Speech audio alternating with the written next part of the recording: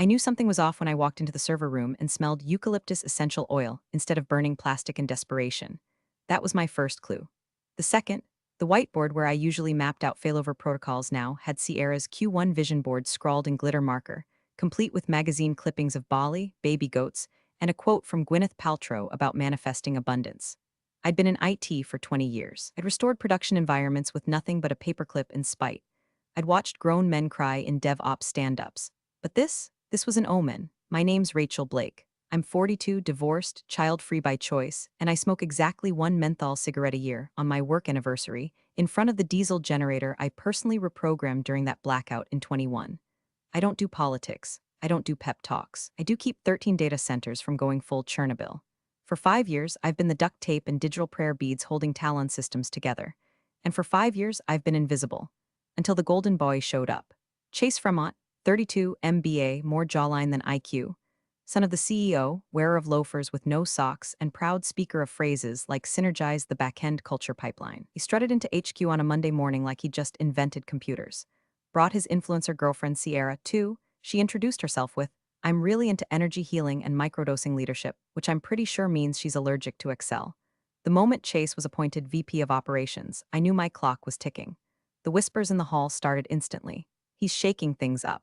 She's got a real eye for modern UX. Rachel's too. Analog. Analog? I once rebuilt our routing firmware using a Pi Zero and 6 hours of Red Bull psychosis. But yeah, let's trust the woman who thinks Raid is a Kardashian. The worst part? The meetings. I used to be the ghost in the corner, quiet, competent, caffeine-fueled. Now I'm the ghost who doesn't even get invited. My Slack access mysteriously downgraded. My tickets reassigned. Sierra started holding mindful workflow alignment sessions in my old office, burning sage over the backup tapes. And still, I held the line. When Chase asked me for a summary doc, I gave him a 97-page operational risk report with color-coded heat maps, vendor expiration timelines, and a red flag labeled, do not allow unauthorized admin access without root credential staging. He replied with a thumbs-up emoji and a Slack message that said, lol thanks, looks long. By the way, if you've made it this far without bailing, maybe consider tapping that subscribe button or dropping a like. Not just for me, but for every IT ghost eating lunch in the server room with one hand while rebooting payroll systems with the other. It keeps the caffeine flowing and the meltdown stories coming. Anyway, I knew the end was coming, so I got ready. First, I documented everything. I'm talking full architecture maps, license schedules, shutdown contingencies. I encrypted backups, flagged expiring contracts, printed hard copies of every vendor agreement, and uploaded my resignation letter to 3 separate cloud drives. Not because I wanted to use it, but because I knew someone else would force my hand. And then I did something Chase would never understand. I created a failsafe, not a trap, not sabotage, just a protocol, a system that recognized me as the architect. A system that, if misused, would slowly revoke access, degrade functionality, and trigger alert chains to vendors, legal, and eventually the board. Not out of malice, out of survival. Because Talon Systems didn't just use me. It ran on me, and the moment they forgot that, well, let's just say you don't pull the Jenga piece labeled Blake R and expect the tower to stay upright. By Friday, the whiteboard had a new note. Sierra's working on a server room makeover, thinking succulents and LED lighting. I rolled my eyes so hard I almost dislocated something. I closed my final report, saved a local copy, and wrote one last sentence at the bottom. If I'm not here Monday, good luck. I didn't think I'd need it. I was wrong. Monday, 11:06 a.m. I was deep in a ticket for a load balancer, ghosting connections like a Tinder match with daddy issues when I got the ping. Hey Rachel, can you swing by my office for a quick sync? The smiley face was the corporate equivalent of a mosquito whining in your ear before it bites you. I stared at the message for a second, considered faking a fire drill, then sighed, saved my work, and trudged down the hall toward the glass box Chase had claimed as his strategic vision hub. That's what he called it in the memo. The rest of us called it the aquarium. He didn't even look up when I walked in, just kept tapping at his phone, smirking. Sierra was perched on the conference table like a discount Bond villain, sipping something green and overpriced out of a mason jar. She gave me a little wave and said, hey ye girl. Cute flannel. I hadn't spoken more than 3 words to her since she'd revamped our internal wiki by deleting everything and replacing it with Canva slides. I think the flannel comment was her attempt at friendship or mockery. Same difference. Take a seat, Chase said, gesturing vaguely without making eye contact. I didn't. He finally looked up, grinning like a frat boy who just discovered his trust fund had a second trust fund. So, after a lot of internal convos and forward-thinking brainstorming, he began, Jesus, the buzzwords were leaking out of his pores, we've decided to restructure operations a bit. Sierra's got a real eye for this stuff, and we think her energy aligns more with where Talon is heading. Your methods are, well, legacy. Legacy. That word. Like my competence came with cobwebs and a faint smell of mothballs. I kept my voice flat. She even certified for Tier 4 infrastructure? Sierra blinked. Tier 4? That like a reward level. Chase laughed, shrugged. It's not really about certifications anymore, Ratch. It's about vibe, and her vibe is immaculate. For a second, I didn't say anything. The numbness crept in slow and cold, like dry ice under your skin. I'd predicted this, hadn't I? Hell, I'd practically invited it by preparing the fallout. But hearing it, seeing him say it so casually, like I was a broken USB stick he was tossing in the junk drawer, it made my molars grind. He kept going. Anyway, today's your last day, effective immediately. No hard feelings, okay? No hard feelings? I looked at Sierra. She was picking at her cuticles, probably thinking about whether to go with lavender or sage in her next server room Reiki session. I turned my eyes back to Chase. You have no idea what you've just done, I said quietly. He smiled wider, clearly thinking I was bluffing. Come on, Ratch, don't make this weird. I reached into my back pocket, pulled out my badge, laid it down on the desk like it was a sacrificial offering. Gently, no drama, no raised voice. 15 minutes, I said. He frowned. What? You have 15 minutes before everything goes dark. Tell your dad I said good luck. Sierra snorted. Wait, is that like metaphorical? I didn't answer. I just turned and walked out. The office felt different. Not heavier, lighter, like cutting a tumor loose. HR tried to intercept me on the way out. Some poor intern offered me a packet labeled transition support. I took it without breaking stride, tossed it in the trash by the elevator. Back at my desk, I unplugged my personal iPad, slipped it into my bag, deleted nothing, because nothing needed deleting. Every warning I'd given them documented. Every alert ignored. Every fuse lit. By the time I hit the lobby, I was already getting texts. One from Nina in payroll. Did you change permissions? I can't log into anything. One from our European data center rep. Just got vendor ping. Contract flagged as voided. What's happening? And then a Slack message from Chase himself. Hey, there's a weird error on the admin dashboard. You still around? I turned off Slack notifications. In the parking lot, I climbed into my Subaru, exhaled, and finally let my hands shake. Not from fear, from rage, controlled, channeled, ready. They thought they were replacing me with glitter and vibes. They forgot I built the system they were standing on, and I just pulled the manual out from under their feet. The security guy didn't even stand up. His name was Marcus. We'd shared more 2 a.m. vending machine breakdowns and hallway microwave wars than I cared to admit. Guy once offered me half a Slim Jim during a Christmas Eve power outage, like we were survivors in some corporate apocalypse. And now, he just sat there behind the glass, eyes flicking up as I walked by with my tote bag slung over one shoulder and my dignity zipped inside. You good? He asked, like I was leaving early for a dentist appointment. Never better, I said, and we nodded like two war vets passing in a VA hallway. No alarms. No badge tug-of-war. No awkward goodbye potluck with a balloon that says you did your best. From Party City, just me, walking out, silent, calm, like I hadn't just detonated the first domino. I pushed through the front doors into the too bright sunlight. My boots hit pavement like punctuation marks. Behind me, Talon Systems was already shifting, like a house on stilts that didn't realize one of the foundation beams had quietly unscrewed itself and walked away with a smirk. In the corner of my eye, through the tinted glass, I caught a glimpse of Sierra hunched over the admin console.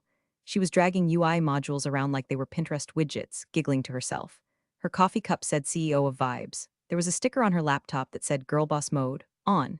She was toggling settings she didn't understand, rewriting terminal permissions like it was a mood board.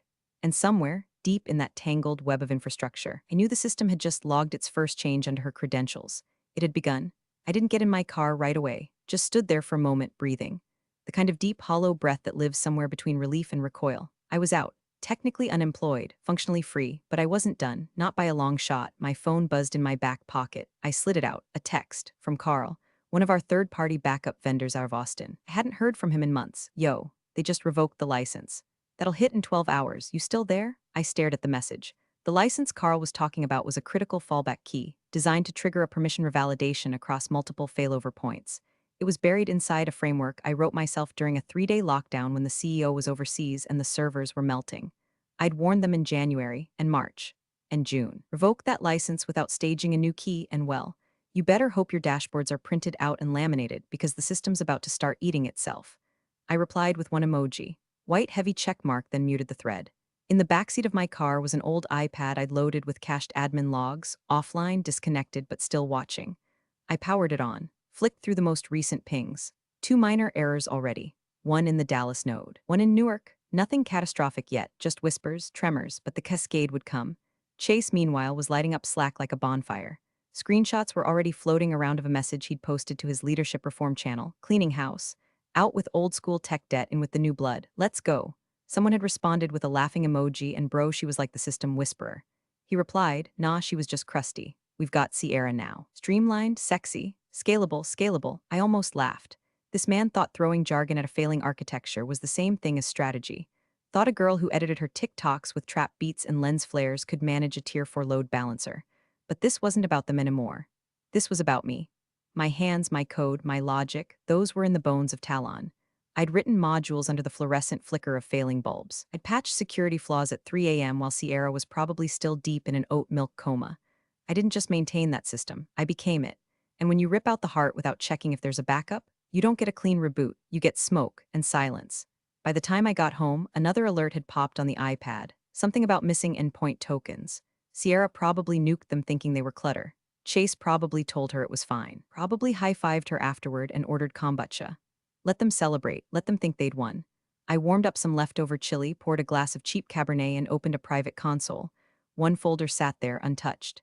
Failsafe rblake/init log status, armed. Latency mode, passive. They hadn't disabled it, they didn't even know it existed. The first crack showed up in Portland. 2:17 a.m. their time. Tier 3 redundancy node hiccuped, just long enough to trigger a false positive outage report. Sierra, in her infinite wisdom, had silenced those alerts earlier that day because they were giving her stress dreams. Her exact words, per a screenshot sent anonymously to my Signal inbox, were, "Do we need these red flashing things? They're really harshing my chakra flow." By sunrise, 6 dashboards were showing scrambled data. One ticketing system, used by 4 departments, froze on a request from accounts payable for printer toner. It stayed there, frozen, like a time capsule for every poor soul trying to report an actual problem. Engineers started emailing each other like it was 2003. Slack became a panic channel. Sierra was posting gifs of baby goats. Chase was drafting an email titled, "Transparency and Transition Welcome to the New Era." And I was elbows deep in a plate of diner pancakes. Watching the slow motion collapse on a 5-year-old iPad, I'd jailbroken myself back when Talon refused to issue proper off-site terminals. The waitress poured me more burnt coffee and said, "You look like someone who just won a lawsuit." "Close," I muttered, "I just quit one." The logs ticked on, memory spikes, access errors, terminal timeouts. This wasn't sabotage. That's the part everyone gets wrong. I didn't hack anything, didn't touch a single line of code after I walked out those doors. All I'd done was stop. I revoked my own keys, let the licenses I personally negotiated expire, allowed the protections I'd babysat for years to run their natural course, unchecked, unwatched, like leaving a toddler alone with a paper shredder. And still, part of me hoped they'd catch it, hoped someone in Chase's New Vision squad had the foresight to read even one of the risk memos I'd submitted over the last 6 months. I'd practically drawn them a treasure map in red Sharpie. But I knew better. The moment they let Sierra rename our main monitoring stack to Rainbow Dashboard 2.0, I knew this ship had a hole in the hull and a captain trying to steer with an Instagram filter. At 10:42 a.m., Sierra attempted to log into Terminal V, the central node interface for vendor handoffs and license reauths. The system denied her with a blinking warning. Access restricted. Privileges revoked. rblake security 0x44f. She took a selfie in front of it. Caption: "Lol, what does this mean? Face #glitch queen #new era Talon." By noon, IT flagged the issue as network latency, which was rich, considering the real problem was more like institutional brain death. Chase ignored the report entirely. He was too busy rehearsing a livestream reveal where he'd showcase the sleek new ops team and introduce Sierra as our synergy guru. He wore a hoodie that said "Disrupt or Die." Honestly, I didn't even have to lift a finger. They were doing it to themselves. But then it happened. The countdown clock appeared. I wasn't expecting that part, not yet. I'd embedded the protocol ages ago as a passive safety measure. A dormant observer, activated only when specific flags stacked in a certain order. Credential mismatch, redundant pathway failure, unauthorized access attempts, expired vendor sync. And there it was. 12:13 p.m. The iPad pinged softly. A new log entry appeared. Failsafe protocol R Blake initiated. Time remaining 11:57:04. No beeps, no alarms. Just a soft line of red text, blinking like a heartbeat. The countdown had begun. Didn't mean fire and brimstone. It meant full system lockdown. Talon's internal architecture would begin isolating compromised modules, revoking external access points, and most importantly, locking the doors to anyone without my original encryption signature. Talon was about to learn what it meant to be cut off from itself. I sat there, fork frozen mid-bite, syrup dripping back onto my plate. Even I hadn't expected the tripwire to go off this fast. The waitress refilled my cup again. "You okay, Han?" I looked at the screen. At the blinking red numbers. At the logs updating like a heart monitor sliding toward cardiac arrest. "Yeah," I said slowly. just watching a bad decision come home to roost. By 8:47 the next morning, Talon Systems was in full chicken with its head cut off mode, and not the farmyard kind, more like the kind where the chicken's wearing designer sunglasses and demanding a quarterly growth forecast while bleeding all over the boardroom carpet. I had logs open on 3 devices now: the iPad, my laptop, and an old Android burner I used during the 2019 crypto scam phishing scare.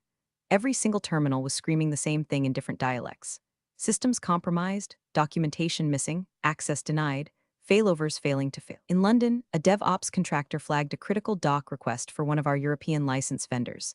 His email, riddled with frantic typos, said, "Need urgent credential tree for FR Node 3 handoff.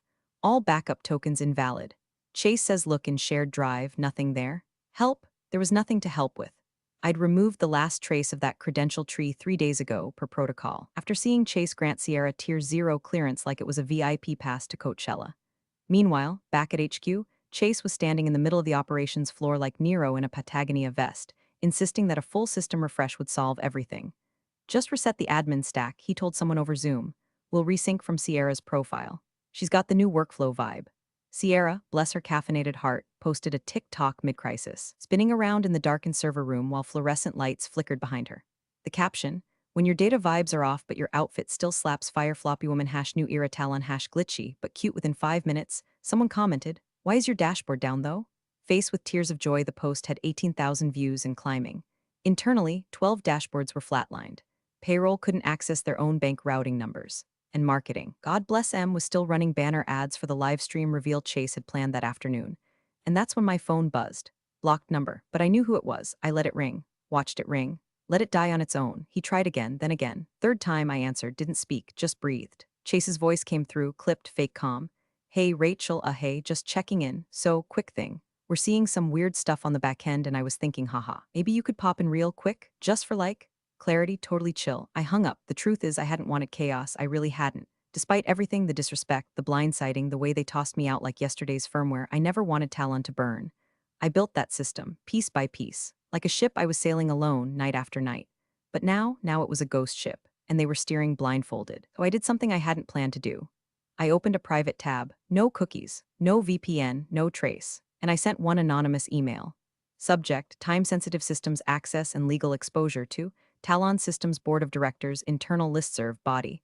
Per the 2017 Internal Ops Liability Clause, Appendix B, Section 4, any compromise of infrastructure, access chain, or core systems resulting from personnel changes not reviewed and approved by the founder constitutes a breach of contract and voids all indemnity protections held by Talon Systems against damages incurred.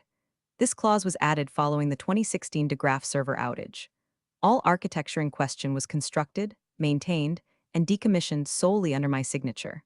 Please refer to Internal Audit Chain, R, Lake hash RB09422RED for compliance logs.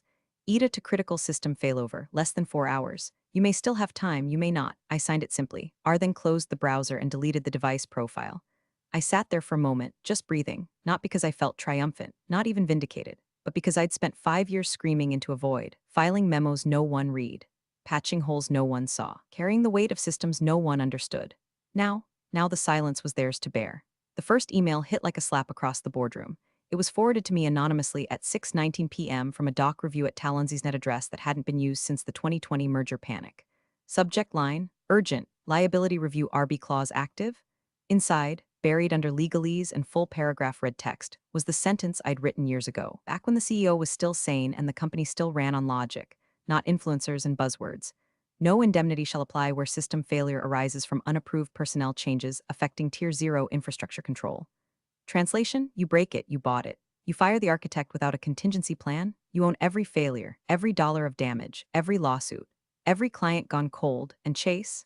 He had signed the dismissal order himself. The smiley face next to my name, I didn't have to guess what happened next. The logs painted a perfect timeline. At 6:22, Chase called the general counsel. The call was flagged as escalated within 6 minutes. By 6:30, the GC was emailing the board, citing breach risks, vendor liability exposure, and something called irresponsible executive maneuvering, which I assume is law firm code for this dumbass sank us. At 6:45, Chase tried to spin it. Rachel must have deleted stuff, he reportedly said. She probably wiped the documentation out of spite. Cute theory, except the CTO was on that call too, and under pressure, he cracked like a cheap server rack in a Florida data center. She built it all, he admitted. There was no wipe. She didn't sabotage anything. She just stopped. Paused then. No one else ever had full admin clearance. I don't even know where the original keys are. She ran everything manually, every license, every override, every contract. Rachel was the documentation, and Sierra, well, apparently she burst into tears on the spot. It's not my fault, she sobbed. I thought the pink button was for design mode. It looked like Canva, the CTO reportedly whispered that was the system reset button. Silence. By 7 p.m., client services started forwarding angry emails from partners who couldn't access their analytics dashboards. East Coast data centers were pinging errors. Sydney was stuck in a reboot loop. Zurich was locked out entirely. Sierra, in an act of divine idiocy, tried to livestream an apology from the control room. Halfway through, she accidentally bumped the panel and triggered a temporary power drain in server group C. Her phone battery died mid-recording. The video ended with her saying, "Wait, do I smell something burr?" I poured myself a second glass of wine and turned off my Wi-Fi. At 8:12 p.m., my phone buzzed. Unknown number, not Chase, not HR, not legal, just a message. He's back tomorrow. This is going to be bad. It was from Paul, the founder's assistant. Loyal, jittery, always in loafers that squeaked. Used to sneak Red Bulls into all-hands meetings and make bets on how long the CEO would ramble about disruptive synergy. Paul didn't write stuff like that unless the sky was cracking open. I stared at the message for a long time. The founder, Walter Fremont, the man who hired me, the man who'd once handed me a busted laptop in a panic and said, "If this doesn't boot by morning, I lose a $12 million contract." I'd fixed it in under 3 hours. He gave me a bonus and a quiet, handwritten thank you note I still kept in my sock drawer. And now, he was walking back into a company with 13 red blinking nodes and no one left at the helm. And somewhere, deep in the smoking wreckage, was a girl in glitter eyeliner still blaming the pink button. They weren't feeling the loss yet, not fully, but they would, soon. The system hadn't crashed yet. It was waiting, because I'd taught it to wait, just long enough for the people who caused the damage to stand center stage and own it. Walter Fremont touched down at JFK just after 4 a.m., dragging 40 hours of jet lag, a briefcase full of foreign NDAs and one espresso shot too many. He skipped the usual security escort, barked at his driver to kill the radio, and grunted his way through the company lobby like a man walking into his own funeral. No hellos, no smiles, just business shoes pounding against tile like a war drum. Upstairs, he bypassed the welcome committee Chase had arranged, some awkward line of middle managers in blazers too tight and smiles too wide, and locked himself in his executive office with his personal laptop. The one no one else dared touch. The one only he used to access the shadow dashboard, the real-time diagnostic view of Talon's entire digital backbone. The laptop word clicked, connected, and froze. 13 red dots blinked at him from 13 quadrants of the screen. Each one marked a data center: New York, LA, Dallas, Seattle, London, Zurich, Tokyo, you name it. Normally green, they pulsed blood red like distress beacons. He clicked on New York. A warning appeared: failover backup expired. Access rights invalid, clicked Tokyo. Core control system inaccessible. Contact system architect, clicked Zurich. License expired, audit pending. He double-clicked the master node interface, the one meant to override all systems in case of emergency. It opened with a flicker, then filled with a single, simple message in pale white text on a black background. Designed by R. Blake, revocable upon misuse. Walter didn't scream. He didn't throw the laptop or call security. He just slammed the lid shut. Hard enough to make the intern down the hall jump. Then came the words that turned the whole floor cold. "Where is she?" Outside his office, Chase had been waiting with a fresh press kit and a half-rehearsed apology for minor system quirks during onboarding. He had no idea the founder was already minutes into realizing his son had taken the structural skeleton of the company and used it as a jungle gym. Walter opened the door, looked at Chase, didn't speak, just stared, something inside him ticking, counting, tallying sins. "Where," he repeated quietly, "is Rachel Blake?" Chase blinked. She doesn't work here anymore." Walter raised an eyebrow. "And who does?" No answer. He walked past him, down the corridor. Past marketing, past HR, past the nervous DevOps contractors whispering about a file called Failsafe Protocol R. Blake/init log they'd stumbled across but were too afraid to touch. Into the boardroom. He summoned the full board. Legal, CTO, CFO. Even Paul, his assistant, looked pale. "Agenda," Walter said, tossing a folder onto the table. One item. He wrote it on the whiteboard in thick, angry strokes: Rachel Blake. Everyone stared. Nobody spoke. Nobody dared. Meanwhile, in a small apartment on the other side of town, I was pouring cereal and watching the city wake up from my window. Phone off. Internet dark. No alerts. No updates. Just the silence of a woman who knew the storm was no longer hers to manage. I didn't need to lift a finger. Didn't need to call anyone or explain myself because the systems were speaking now. And what they were saying loudly, clearly, across every department, every server, every terminal was simple: you shouldn't have fired her.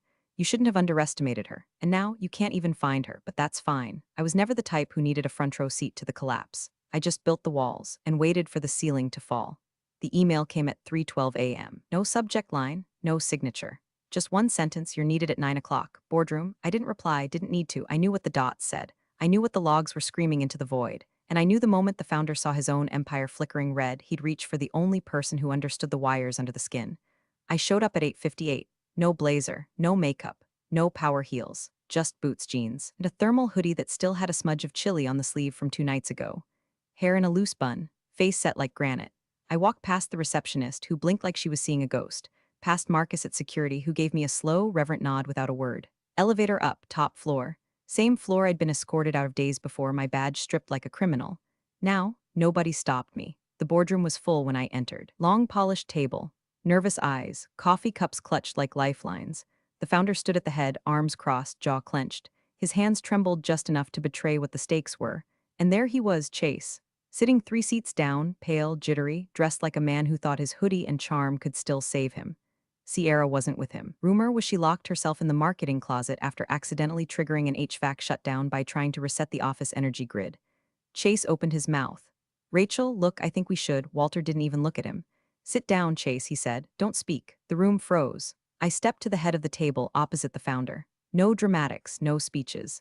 I pulled my old iPad from my tote, the same one they'd all dismissed as outdated and non-collaborative. Opened a terminal window. Entered 4 numbers, my original internal access code. On the wall-mounted display behind me, 13 dots blinked once. Then turned green, one by one, like lights in a dark city coming back to life. Silence, except for one soft sound, the founder exhaling. He sank into the nearest chair, his shoulders suddenly decades older. You never sabotaged it, he said, almost to himself. No, I replied. I just removed myself. He nodded. And you waited, I shrugged. Protocols always run their course. The CTO whispered something about cached backup syncing again. Legal leaned over to the GC and muttered that clause. It's neutralized now, right? Paul, the assistant, typed furiously into a tablet, probably updating Walter's calendar from firefighting to begging. Then came the moment. Walter turned his gaze on his son. Not angry, not loud, just, done. You're not VP anymore, he said. But Dad, Chase started. You're done. He said it like he was closing a tab in his browser. Final, click, goodbye. Chase slumped into his chair, looking like someone had just unplugged his ego from the wall. I didn't smile, didn't gloat. I just tapped the iPad once more, then locked the screen. Everything's stable, I said, for now. But I recommend you audit the vendor contracts. Sierra invalidated half of them trying to optimize the UI with a sticker pack. Walter rubbed his temples. Jesus Christ. Someone at the end of the table muttered she thought AWS was a clothing brand. Nobody laughed. Nobody breathed. I stood up. Anything else? I asked. Walter didn't answer right away. Just looked at me like a man watching the last functional piece of his company walk out the door. Finally, he said, stay. We'll fix the structure. Rebuild it around you. Officially, permanently. My eyes flicked to the whiteboard. My name was still on it, but now underlined, circled, bold. I don't need a title, I said, just the access. You'll have both, he replied. The board nodded in unison, but I was already turning away. I didn't need to sit at the head of the table. I was the table. They just finally noticed. The room had settled into a kind of stunned stillness, the kind that only follows a slow-motion collapse that everyone watched happen in real time, but swore wasn't their fault. Chase looked like he was melting into his ergonomic chair, fingers twitching against his phone screen like it might deliver him a lifeline. Walter had gone full statue, rigid spine, hollow stare, the weight of inheritance pressing into his shoulders like gravity had tripled. I stood in that silence and reached into my bag. Not the iPad this time, not a flash drive or folder of patch notes, just a single sheet of paper, crisp, off-white, thick enough to slice egos. I slid it across the table, smooth, deliberate, the kind of gesture you make when you know the room's oxygen levels are about to shift. Walter glanced down at it, squinting at the print, his brow furrowed first, then his jaw, then his hands tightening at the edge of the paper like he might tear it just to release the tension. This is your original contract, he said slowly. Addendum 3, I replied. From the first year, when I pulled you out of that compliance disaster in Toronto. He blinked. I remember the outage. You handed me emergency authorization to restore the system while legal scrambled. Said, and I quote, just get it online and I'll sign whatever you need. His eyes moved back to the clause. The fine print. 6% equity per fully stabilized data center managed over a 12-month uninterrupted cycle. 13 centers, 6% each. 78% transferred quietly, updated through internal legal routing. Ratified by default after no challenge in 90 days. It had all been logged, the signatures, the timestamps, all legally binding. Walter looked up at me like I'd just walked through the wall. You own the company. I tilted my head, not technically. You still have the rest. But if we're talking controlling interest, the room tilted, not physically, but spiritually. Chase made a strangled sound, half laugh, half whimper. This is a joke, right? Some kind of sick legacy prank. I turned to him. No, Chase. This is what happens when you ignore every doc, every warning, every system flag, and every woman who told you no without saying it in a baby voice. Sierra wasn't in the room. Her ghost lingered in the empty chair next to his, probably posting some yoga cry TikTok from the company parking lot while the mainframe coughed up smoke and invoices. I leaned in just slightly so only he could hear me. Your girlfriend's cute, I said. She'd do great at retail. His face went red, then white, then something in between. Walter looked like a man who just realized he'd given the deed to the castle to the chambermaid who actually built the walls. He didn't argue, didn't ask for clarification, didn't threaten lawyers. He just said softly, with a tone of reverence I hadn't heard in 5 years, Miss Blake, welcome to the executive board, and that was it. No applause, no handshake, just acknowledgement. I picked up my iPad, slid it into my bag, reached into my pocket not for badge but for keys. A full-set Office core server, executive suite, all reissued, all mine. I turned, walked out. No security escort. No cardboard box full of sad desk plants. No one dared speak. The elevator doors opened and I stepped in alone. When I reached the ground floor, I paused by the glass wall and looked out. Sierra was standing by her white Tesla, mascara running down both cheeks like a melted Snapchat filter. Her phone dangled from her hand, face down. Next to her, Chase was pacing in slow, impotent circles, shouting into his phone. Just get me someone. I don't care. She can't do that. She can't just own it. But I could, and I did. A black SUV pulled up. The window rolled down. The driver nodded. I pulled out my sunglasses, slid them on, and stepped into the back seat like I hadn't just watched a corporate bloodline eat itself alive. As we pulled away, I didn't look back. All 13 data centers were green again. All lights on, except theirs. Thanks for watching, you cubicle warriors. Hit that subscribe button. Unless you're my old boss, then you're on your own. Revenge of the coffee pot strikes again.